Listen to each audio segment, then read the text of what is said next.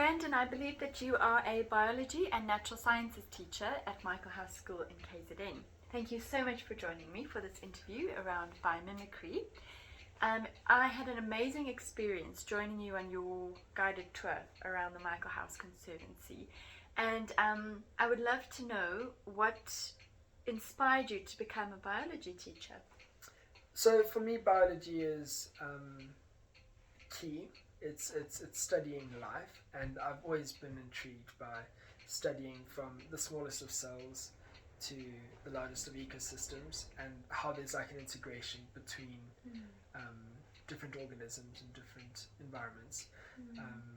So yeah, I think that biology is extremely relevant at school, and it gives students a sort of a looking glass into their inner systems, and you know what makes them them. So I really resonate with biology, and I love teaching it. Wow, that's so interesting.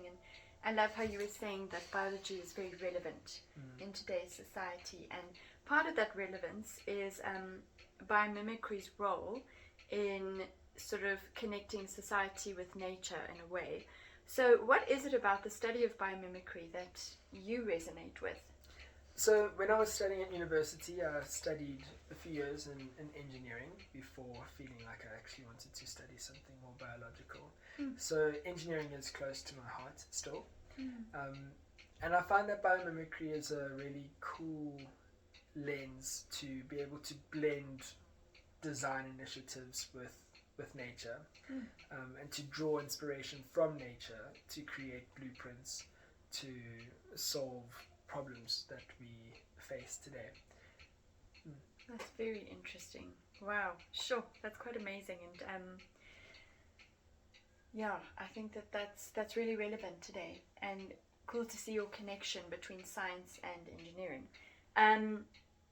During your tour that I was a part of, you led a group of young students through the reserve, introducing them to the topic of biomimicry. Why do you think it's important to teach these students and students in general about the importance of biomimicry in today's society? So I think students generally, or people generally have a one-track mind when it comes to thinking, and biomimicry allows them to shift their perspective in their way of thinking and creating. It's not merely just designing brand new things, but we can draw inspiration from what's been done in the past and integrate it with nature to create something more sustainable. I mean, we only have about 50 years left of fossil fuels, which is quite a daunting thing to think about. But introducing our students now at school to biomimicry can sort of help them tap into ways that they can draw from nature to implement into their own designs one day, whether they're in the field of medicine, whether they're in the field of engineering, or even accounting. You know, there are different systems that exist in nature that could inspire the way that we organize our companies. You know, I mean, just thinking about DNA. DNA is a storage molecule for data, and we store terabytes upon terabytes of data in our DNA very effectively. How can we sort of implement a system similar to that in our companies that offers a more sustainable way of doing so? So yeah, I think it's just about teaching them new ways of thinking. That's very interesting, and I think you sort of incorporated the next question I had for you, which was what areas in society have you seen benefit because of mimicry of nature's designs and processes, and that idea of teaching students the value of nature, not only in biology but in accounting, engineering, all these different sort of facets of society. Is there anything else you wanted to add in terms of the benefit? Yeah, so one of the I think one of the biggest examples in biomimicry that's I suppose, commonly known is there is a building in Zimbabwe that has drawn on inspiration from a termite's nest. So termites' nests extend underground, and underground there is cool air, and there are all these channels in a termite's mound that allow for the flow of air. So as air leaves at the top of the termite mound, warm air leaves at the top of the termite mound, it draws in cool air from underground. And so what this building has done is it's got all these ducts throughout the building, and they're all connected underground where there is cool air. So during the day, the building releases warm air at the top of the building, and as it does so, it draws cool air from underground. And so that prevents the building requiring any air conditioning, in the building, which means that we reduce the amount of electricity costs.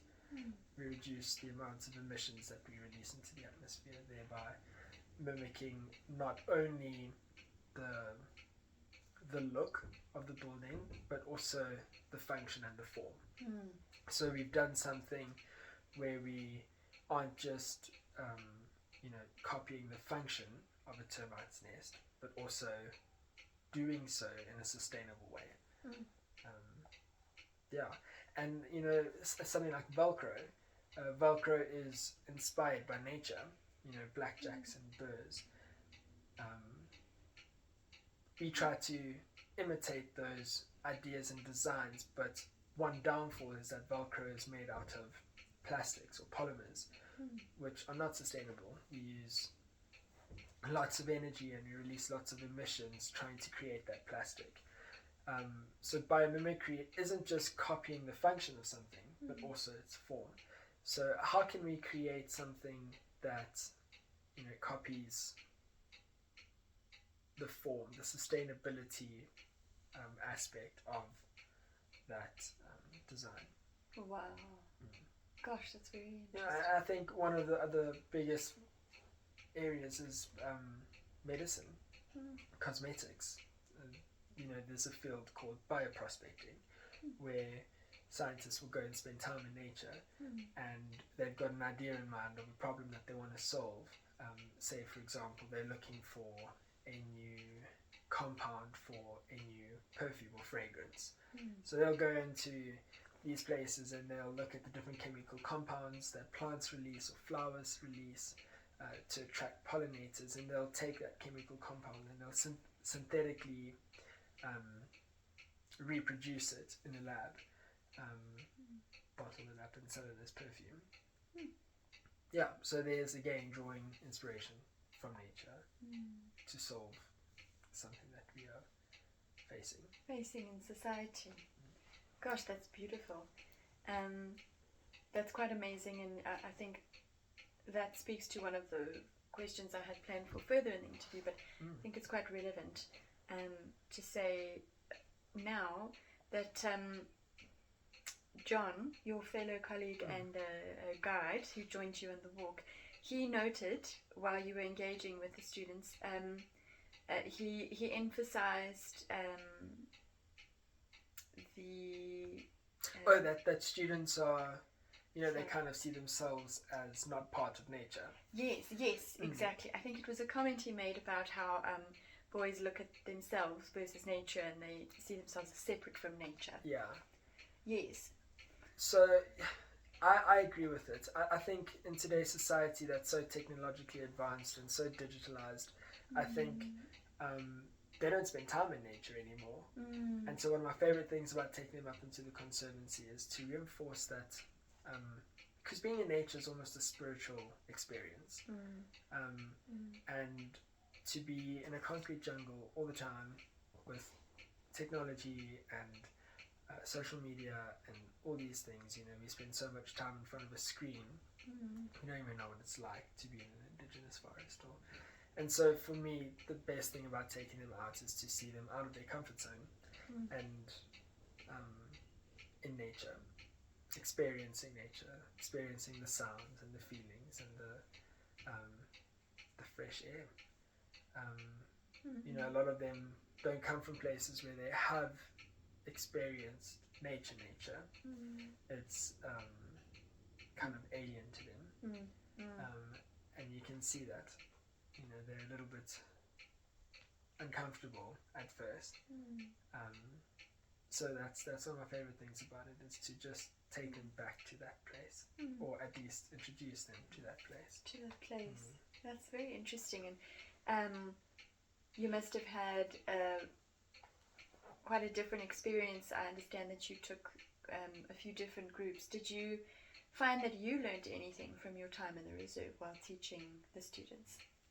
Yes, so like we were just saying now, I think I didn't expect boys to feel so uncomfortable being in nature and not really appreciating it as much. We gave them this one activity where they had to put themselves in a role of someone else, whether they were an engineer or a farmer or a property developer, and we gave them liberty to just say how they would use the indigenous forest were they to be given the indigenous forest as part of their land. And lots of boys didn't really show value or appreciation for that property, for that land. People that were given the role of property developer would say no, they would deforest the indigenous forest and then build hotels or blocks of flats, or they have this way of thinking that property development is just building infrastructure. It's not about preserving nature. Yeah, so to develop property doesn't mean that you have to go and deforest a whole bunch of vegetation or plantations or whatever and build infrastructure. And so that was one thing that they kind of showed, is that they don't actually have the appreciation for nature that I had expected. And so I think it's even more important to cultivate that sense of appreciation and value. That's very interesting. And obviously these students will be South Africa's future one day, and so to kind of see where they're at in terms of how they view nature and how they view success at the moment. What are your thoughts and feelings regarding the future of biomimicry and sustainable design in South Africa after having spent time with these young minds that will one day be at the forefront of our country? I'm concerned about it, but in the same breath, I'm hopeful. I suppose that's why we introduce this part of integrated studies into their syllabus as early as grade 9, so that we can start creating that awareness for nature. But I do think that there is hope for our future, and that I think a lot of our answers are answered in nature, but we just don't have the eyes to look for them. And I think that's what part of my job is not to just teach content about biology, but to create a deep appreciation and value in these boys for biology, because through biology they can learn so much. I mean, nature survived millions of years without humans around, and there were ways that nature achieved certain things or overcame certain problems without human input. A tree is a habitat. It creates its own energy. It stores energy. It has a transport system inside it by moving water and food around in its systems, and it does everything just by using solar radiation, solar energy. And so yes, solar panels are an example of biomimicry. A leaf is essentially a solar panel, but they do these things with very little impact, or absolutely no impact on the environment around them. They don't create waste products that need to be stored in a nuclear facility. They don't create waste products